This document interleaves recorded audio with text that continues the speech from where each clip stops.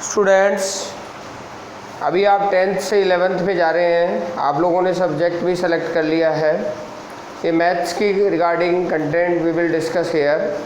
और अभी मैथमेटिक्स में भी सबसे पहले इस कंटेंट से पहले कुछ बातें आपको बता दूं जो आपको अपने इस करियर में भी काम में आएगी कि आपको अपनी स्टडी किस तरीके से करनी है। सबसे पहले जो भी कंटेंट आपके टीचर्स ने आपको बताया उसको प्रॉपरली फॉलो करना है और प्रॉपर करना है, प्रैक्टिकली करना है, कंसेप्चुअली करना है। आपको वर्क को प्रॉपरली लर्निंग बेसिस नहीं बनाना है, इसको ज़्यादा से ज़्यादा प्रैक्टिस करके ही तैयार करना है।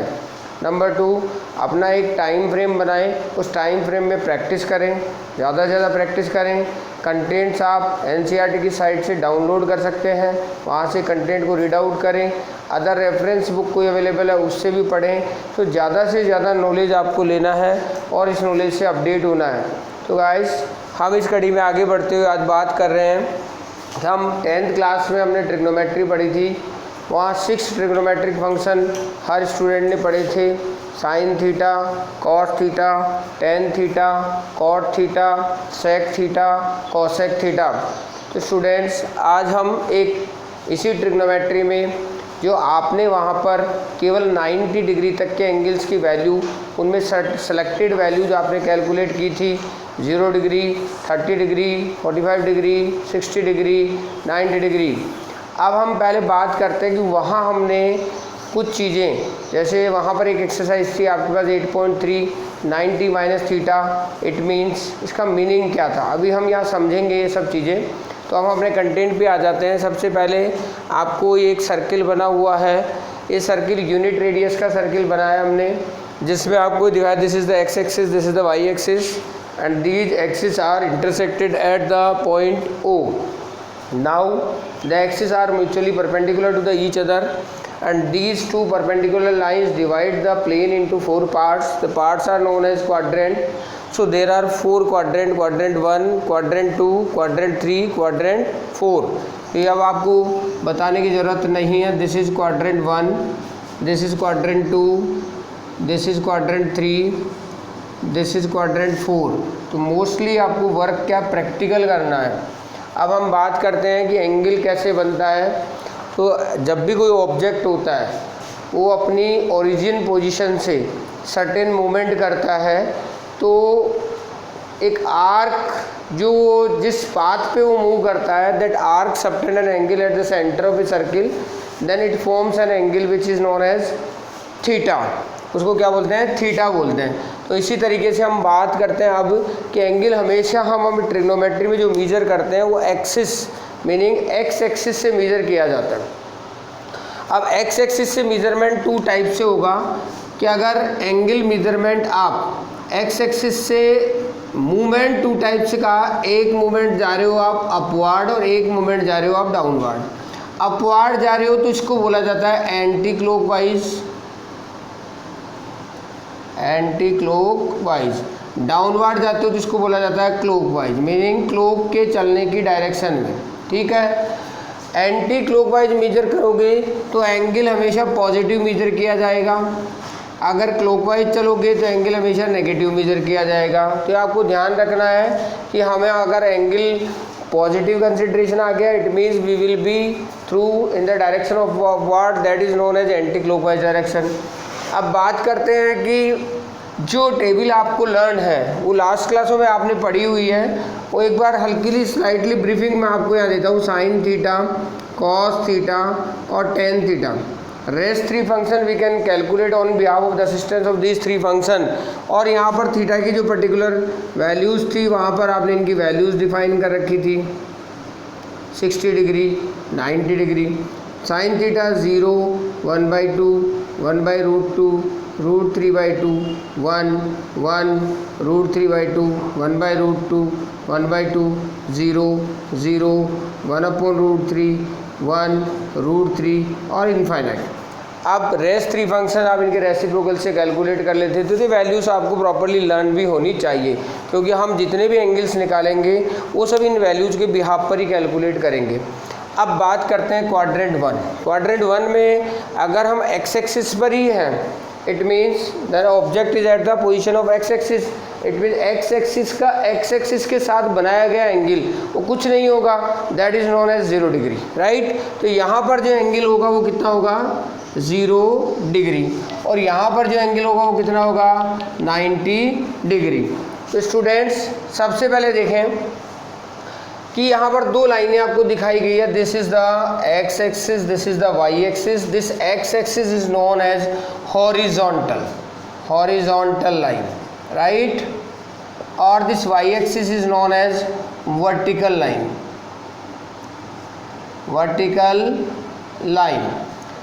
हॉरिजेंटल लाइन से अगर आप एंटी क्लॉक या क्लॉकवाइज दोनों डायरेक्शन में मूव करोगे तो ट्रिग्नोमेट्रिक फंक्शन में कोई चेंज नहीं होगा, और वर्टिकल लाइन से अगर आप मूवमेंट करते हो तो ट्रिग्नोमेट्रिक फंक्शन चेंज होगा अपने करोस्पोंडिंग फंक्शन में। वो कैसे, साइन थीटा अगर क्वेश्चन में दिया गया है तो ये कन्वर्ट हो जाएगा कॉस थीटा में, कॉस थीटा अगर दिया गया है तो ये कन्वर्ट हो जाएगा साइन थीटा में, टेन थीटा अगर क्वेश्चन में दिया गया है और आप वर्टिकल लाइन से मूव कर रहे हो तो टेन कॉट में कन्वर्ट हो जाएगा, कॉट टेन में कन्वर्ट हो जाएगा, सेक थीटा कोसेक थीटा में कन्वर्ट हो जाएगा, और कोसेक थीटा किस में कन्वर्ट हो जाएगा, सेक थीटा में। तो वर्टिकल लाइन से मूवमेंट करने पे ट्रिग्नोमेट्रिक फंक्शन अपने करोस्पोंडिंग फंक्शन में कन्वर्ट होगा। अब सबसे पहले बात करते हैं हम यहाँ 0 डिग्री और यहाँ 90 डिग्री क्वाड्रेंट 1 के बारे में हम डिस्कस कर रहे हैं। उससे पहले सारी चीज़ें स्टूडेंट्स आपको प्रॉपर्ली तैयार कर लेनी है। Number 1, value of the trigonometric functions up to the 90 you should be very know about it. Thereafter anti-clock movement, clockwise movement, thereafter vertical line से movement होता है, function change into their corresponding function, horizontal line से move करते हैं, no change into function, ठीक है। यहाँ पर कोई change नहीं होगा, no change in function, it should be clear in your mind first.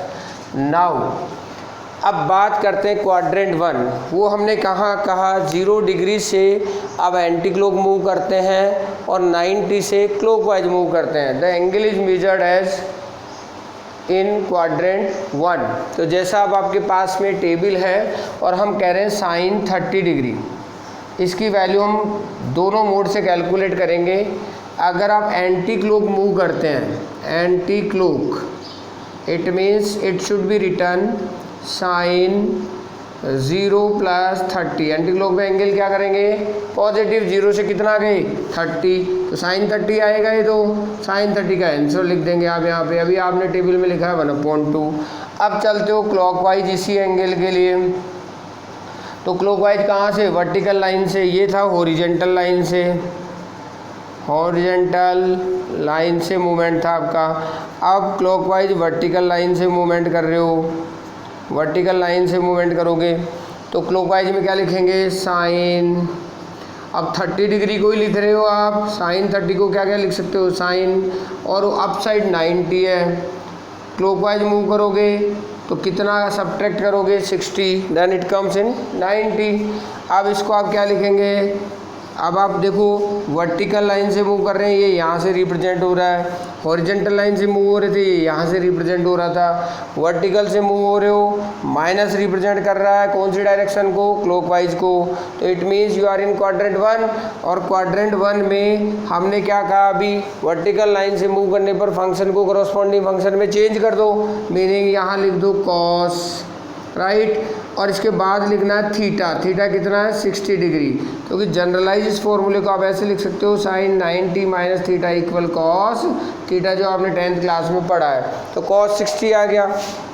अब कॉस 60 का आंसर अगर आप देखते हो तो कितना आता है, 1/2, मीनिंग दोनों ही केसेज में आंसर क्या है, सेम है। तो answer is always remain same when ever the movement of should be from the x-axis to the anti-clockwise or from the y-axis to the clockwise direction.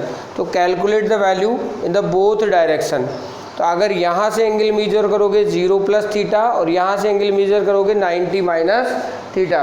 तो स्टूडेंट्स अब मैं कुछ फॉर्मूले डिस्क्राइब कर रहा हूँ इसी बिहाफ पर, आपको ये टेबल आपको क्लियरली आनी चाहिए, ठीक है।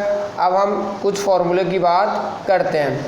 तो कुछ फॉर्मूलों में हम सबसे पहले यहाँ पर इस फर्स्ट क्वाड्रेंट में हम बात कर रहे हैं कि हमने कहा 0 + theta, meaning sine 0 + theta it means sine theta. ये आप क्लॉकवाइज नहीं एंटी क्लॉकवाइज मूवमेंट कर रहे हो तब लिख रहे हो cos 0 plus theta, it means cos theta. Same like all 6 trigonometric function can be describe in a manner of like that. ठीक है, अब इसी को अब एंटी क्लॉक मूवमेंट, ये तो एंटी क्लॉक मूवमेंट में आपने राइट कर दिया। अब क्लॉकवाइज में इन्हीं को क्या लिख सकते हो, साइन 90 माइनस थीटा, वहाँ से मूव करोगे। अब अगर अभी हमने 30 में किया था, यहाँ 30 था तो यहाँ 60 सब्ट्रैक्ट करोगे, क्योंकि फंक्शन चेंज नहीं हो सकता पर फंक्शन की वैल्यू सेम रहनी चाहिए, उसके करैक्टर्स बदल जाते हैं क्योंकि it should B from considered from the vertical line and it should consider from the horizontal line. तो इसी एंगल को आप दूसरे मैनर में साइन 90 माइनस थीटा, जिसका आपने 10th क्लास में पढ़ा था कॉस थीटा होता है, और कॉस 90 माइनस थीटा क्या होता है, साइन थीटा होता है। ऐसे ही 10 में करोगे 90 माइनस थीटा कॉट थीटा लिखा था, और कॉट 90 माइनस थीटा को आपने क्या लिखा था, tan थीटा। ऐसे ही सेक पे लिखोगे sec 90 minus theta cosec theta, और cosec 90 minus theta sec theta. These 6 trigonometric function should be clear in the quadrant 1। Example अभी आपको साइन 30 का दिया है। आप अब इसी जैसे कुछ क्वेश्चन इस क्वाड्रेंट 1 में आप कर सकते हो। मैंने अभी साइन 30 का एग्जाम्पल दिया था। अब आप डिफरेंट क्वेश्चन बना सकते हो। साइन 45 हॉरिजेंटल से भी मूव करा सकते हो और वर्टिकल से भी मूव करा सकते हो। ठीक है, साइन 60 डिग्री। अगेन कॉस में भी तीनों लिखो, टेन में भी लिखो, सेक में भी लिखो, कॉसेक में भी लिखो और कॉट में भी लिखो, and solve by the both lines whether it में बी फ्रॉम हॉरिजेंटल लाइन और may be from vertical line. तो हर स्टूडेंट को इन सब फंक्शंस की वैल्यू निकालनी है। पहले सारे वर्क को प्रॉपरली राइट करना है और इन फंक्शंस की वैल्यू निकालनी है। अब एक चीज़ आपको मैं यहाँ बताना चाहूँगा कि जो आपने 10th क्लास में टेबल स्टडी की है, उस टेबल के अगर एंगल्स की वैल्यूज आप देखते हैं तो आप 90 डिग्री तक के एंगल्स की सारी वैल्यू आपने पॉजिटिव दी थी वहाँ पर। इस बात का मीनिंग क्या निकलता है कि sign theta, cos theta, tan theta और कह सकते हैं सारे 6 ट्रिग्नोमेट्रिक फंक्शन अगर 90 डिग्री तक वैल्यूज की बात करें तो they all are gives the positive result, और we can say a standard result in a quadrant first all trigonometric function bearing the value that is positive. और जिसको हम यहाँ एक नोटेशन देंगे कि इस क्वाड्रेंट 1 में all trigonometric function are positive. This A notation represents that all trigonometric function are positive. Sin theta, cos theta, tan theta, sec theta, cosec theta, cot theta all are positive.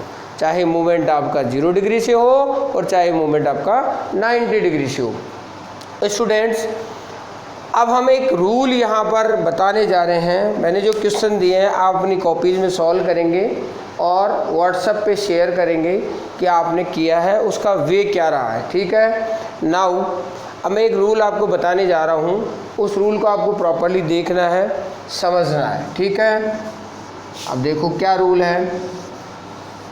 अभी हमने केवल quadrant 1 जिसमें भी movement क्या है, यहाँ से anti clock और यहाँ से क्लॉक, राइट। अब यहाँ मैंने नोटेशन लिखा क्वाड्रेंट 1 में all trigonometric function are positive.